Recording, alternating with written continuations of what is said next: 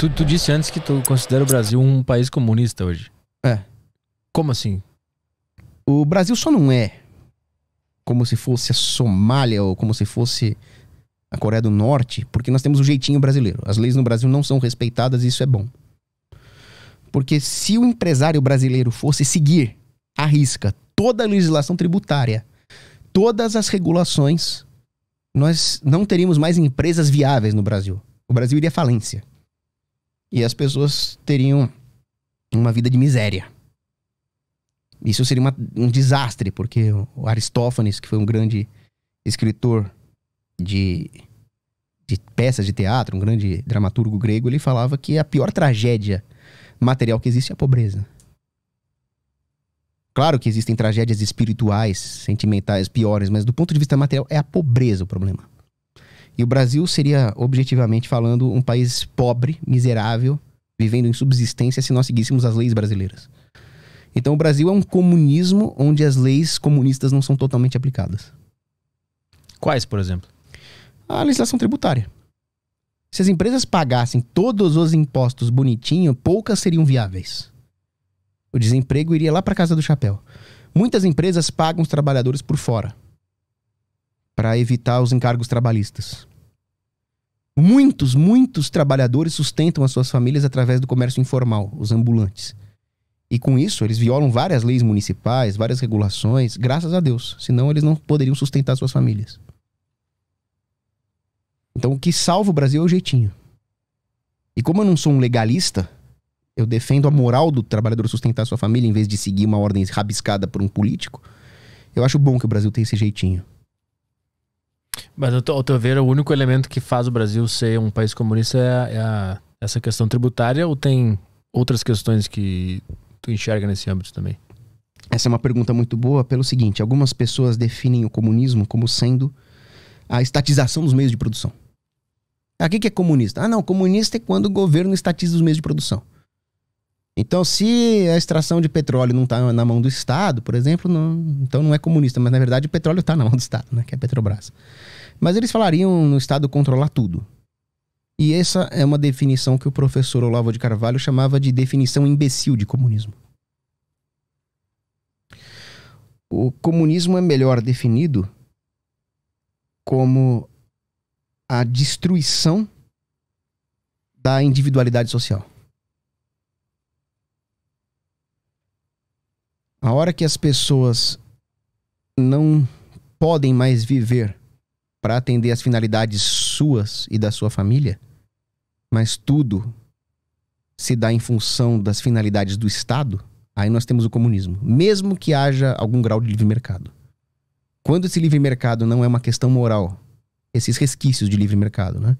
Não é mais uma questão moral, mas é uma questão utilitária para aumentar a arrecadação do governo, você já está no comunismo. E hoje a gente vê, tu acredita que no Brasil hoje a gente só vive e trabalha para sustentar a máquina estatal? Praticamente. Só para pagar os impostos é 5 meses de trabalho do cidadão. Isso é ridículo. Os outros 6 meses, então... Desculpa, não, os outros 7 meses é mais para o cidadão ter um incentivo para continuar trabalhando para o Estado. E outra coisa, todas as ideias, pensamentos, expressão do cidadão se dão em função do Estado. O cidadão não pode mais expressar uma coisa que vá contra a agenda do Estado. Se o Estado tem uma agenda, por exemplo, de gênero, eu não posso mais expressar a minha ideia de que o homem nasce homem e vai morrer homem, e a mulher nasce mulher e vai morrer mulher. Isso vai contra a agenda, então eu não tenho nem a liberdade de expressar o meu pensamento.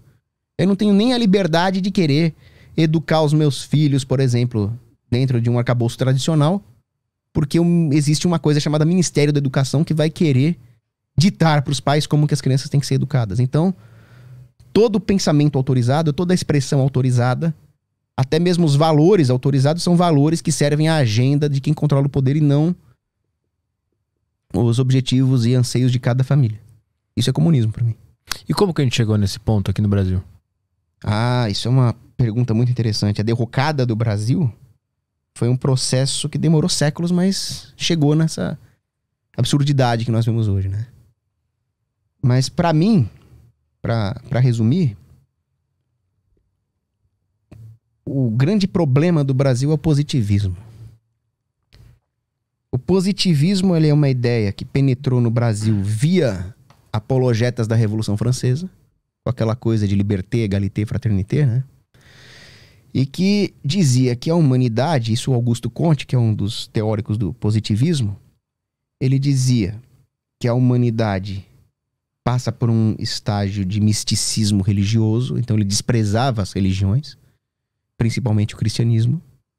Depois ela vai para um estado de filosofia metafísica, e depois ela chega num estado onde nós podemos racionalizar todas as coisas, nós podemos encarar o comportamento humano, as ciências sociais, de forma não diferente do que a física ou a química. Então, os cientistas sociais se tornariam burocratas, tecnocratas que podem fazer uma reengenharia da sociedade. Essa era a ideia do Augusto Comte. Nesse momento, ele transforma as classes governantes em uma burocracia confucionista. Não mais a ideia do governante como alguém que mantém a ordem, mas uma ideia do governante como alguém que vai remoldar a sociedade à sua imagem e semelhança. Um Deus na Terra. Tanto é verdade que esse racionalismo materialista termina num misticismo, numa idolatria, que existe uma igreja positivista no Brasil. Os caras se deram o trabalho de fazer um templo pra essa merda. E essa ideologia, lamentavelmente, penetra a República. Tanto que a primeira Constituição Republicana, de 1891, ela invoca a figura de Benjamin Constant, que foi um professor militar responsável por incutir o positivismo no Exército Brasileiro.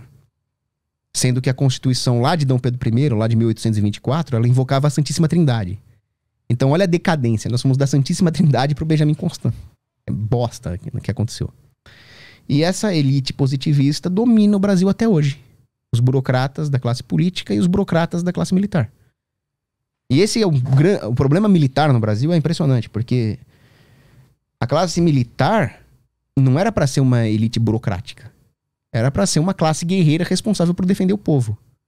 E eles se transformam numa classe burocrática que ajuda a oprimir esse povo com essa engenharia social.